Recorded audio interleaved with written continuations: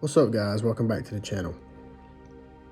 I know I haven't posted a video in a while. I've been doing a lot of thinking about some stuff and finding topics to talk about that really hit home for me, and not trying to get too personal into it sometimes can be a little hard. But I've decided that maybe getting personal with some of my stuff might be the right direction from which to go.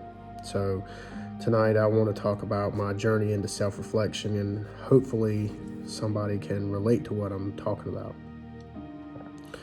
I self-reflect quite a bit, guys. I'm not going to lie, daily. Yeah, literally daily lately.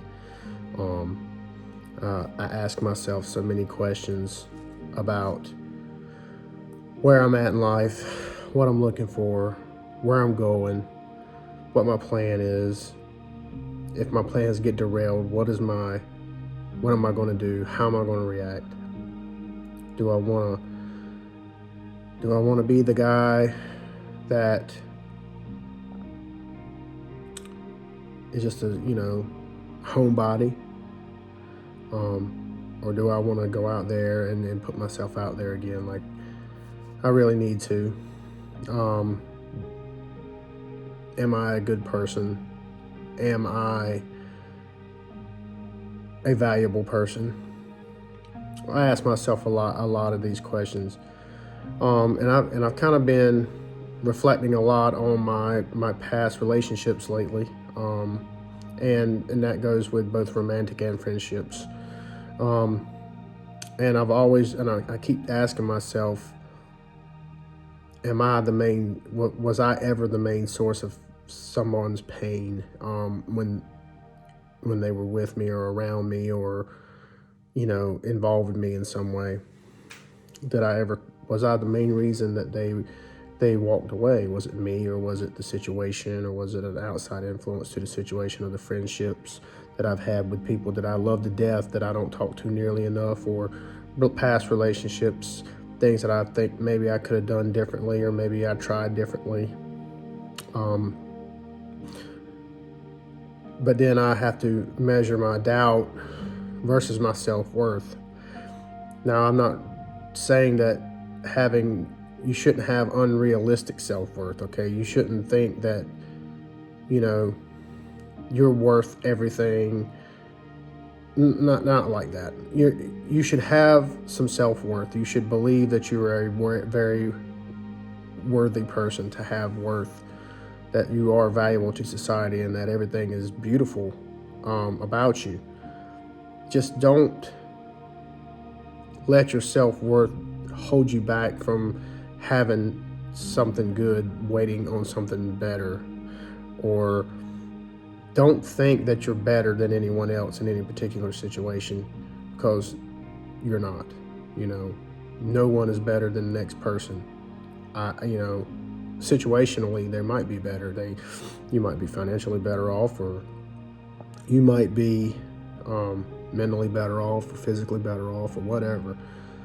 But at the end of the day, there's checks and balances in nature, and I don't believe any one person has a total advantage over the next. So, and another question I've been asked that I constantly ask myself is, am I settling for a dream construct of my life? What I mean by that is, am I constructing a dream that is unattainable? And am I going to let that unattainable dream, pipe dream more or less, ruin the rest of my life because I think things should be a certain way without any variance or deviation? Am I blinded by my own self-interest and ambition? Am I not letting people in that can influence me and help me and through my life and give me some value in my heart and my mind, for that matter? Am I adding to society other than taking away from society? Am I the kind of person that when I pass along, that people at my funeral will remember me as someone who helped change their life for the better, not for the worse? And I really struggle with worrying about wasting my time. And what I mean by wasting my time is, barking up the same old trees and getting over, thinking I'm gonna get a different result. That's a waste of time. And in reality, at the end of the day, through thick and thin and all the measures of life, time is all we have in the instances of life. So it's like I tell people who are making excuses all the time, like I've got several people, I'm not gonna name any names, but there's several people in my life who are full of excuses of reasons why they can't do something. And I try to calmly tell them that, excuses are great for now. I was like, but when you're laying on your deathbed and you have an excuse for all the whatever decisions you made to get you there prematurely or whatever, that those excuses don't mean anything. It's the outcome that matters in the end. And all the excuses for reasons why you couldn't do something, like people who drink alcohol, consume massive amounts of alcohol, or smoke cigarettes, and they're like, hey, I'm stressed out. I've got to have this beer to calm down in the afternoon. I got to drink a 6-pack, and then it's like I got to have me a 12-pack to get through it. And then they're like, I got to smoke 5 packs of cigarettes a day, to get through the day, and because everybody's stressing me out, or this is that, blah blah blah blah, whatever. And when they're dying of COPD in bed or liver failure, those excuses don't mean anything. They're just excuses at the end. Yeah, you had all those reasons to keep doing what you were doing, self-destructing, but at the end of the day, those excuses meant nothing. And the results were drastic and unfortunate. And I don't want to be the person who wastes what time I have left on dwelling on things that are terribly and hurt all the time. Because I tend to dwell on things that hurt.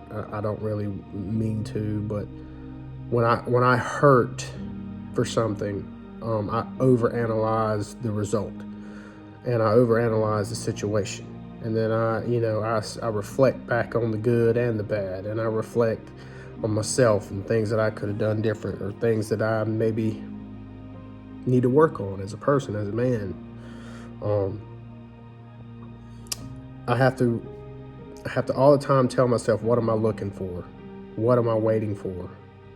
The lessons that life has taught me so far, am I utilizing those lessons, or am I falling back into a pit of ignorance that like I used to have, before I was enlightened by time and life. Time and life will enlighten you better than anything else in this world, because you're going to go through things, and you're going to face things, and you're going to feel pain. There's not a soul on this earth who hasn't felt some pain. And that person had to learn something from that pain. And so I don't want to waste what time I have left in this world dwelling on things that could have been or should have been, or worrying about why things aren't turning out the way they should have, when life doesn't work that way. I need to look at my situation in life as a whole from a 30,000 foot view. I need to see the forest before I see the trees. And I need to understand that, setting goals and achieving those goals, and being patient, and, shooting your shot, being involved, is very important. Being assertive is very important. Being honest and straightforward is very important.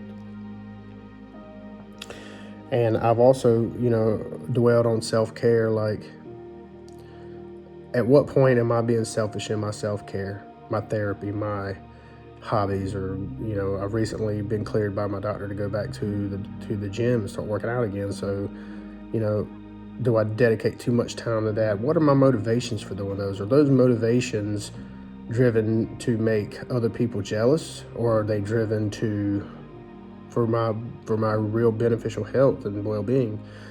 What are my motivations to those? Are they pure? Are they vindictive? I ask myself these questions every day, recently, seriously, every day. And I watch the videos of my son playing and talking and stuff every single day, guys, at this point. Because that truly gives me some peace and heart, and gives me some smile, gives me a reason to smile. When I come home to this house, these walls are still talking to me, man. Coming home to an empty home, not getting calls or texts or anything like that throughout the day, getting 4 or 5 calls a week to check on people, some of your loved ones checking on you is a blessing. But, these walls talk to me and they speak to me. And they really give me the incentive to try to self-reflect and become a better man and become a more confident being, to handle situations to where I can be alone and be okay with being alone, and I can be okay with progression, slow progression, instead of instantaneous, not having patience. Gotta have results now, and then if I don't get those results, then I'm going to be unmotivated. So those are the things I ask myself when I self-reflect, and I do it. Like I said, lately in the last few months, I've really self-reflected so hard that I don't even know. I think I'm learning more about myself every day. I hear certain songs and hear certain things, and it really triggers emotions, especially the people I've lost in my life that I loved, and the ones in heaven looking down on me, man, and I miss them so bad. And being not wanting to be having a confidant, dependent person who needs to tell every little thing that happens to them to someone, but also not bottling it up and making it compile into a larger problem later. But anyway, guys, if you're feeling some of these thoughts, or if you're thinking some of these thoughts and you're letting your emotions drive some of it, tell me in the comments about it. Let me know where you guys are at with it. My self-reflection, to me, is a necessary struggle. It's not something that's usually positive at the onset, but at the end it's positive because of the purity of heart and the wanting to grow as an individual and not be a burden or letting this stuff build up inside to the point where it becomes a depression situation. So I try to self-reflect for the benefit of myself and my family and everyone involved in my life, that I can be a positive influence in them, and I can learn how to deal with situations and struggles in a positive way. But anyway, guys, like, comment, subscribe. Let me know what you think, and you guys have a good night.